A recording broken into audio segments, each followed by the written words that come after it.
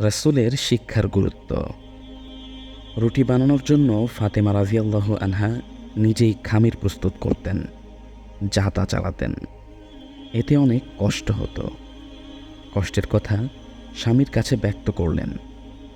এরপর নবীজির কাছে কিছু যুদ্ধবন্দী এলে তিনি একজন খাদেমের আশায় তার কাছে গেলেন, কিন্তু তাকে ঘরে না পেয়ে আয়েশা রাদিয়াল্লাহু আনহার কাছে বলে আসেন।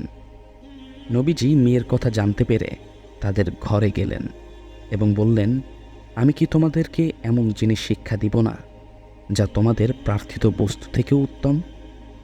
তা হলো, তোমরা যখন ঘুমানোর জন্য বিছানায় যাবে তখন ৩৩ বার সুবহানাল্লাহ, ৩৩ বার আলহামদুলিল্লাহ, ৩৪ বার আল্লাহু আকবার পড়বে। এটা তোমাদের জন্য খাদেম থেকে উত্তম হবে। আলী রাদিয়াল্লাহু আনহু বলেন, এরপর আমি আর কখনো এটা ছাড়িনি। তাকে প্রশ্ন করা হলো, সিফিন যুদ্ধের রাতেও কি ছাড়েননি? বললেন, সেই রাতেও ছাড়িনি। সিফিনের যুদ্ধ কত ভয়াবহ ছিল সবারই জানা।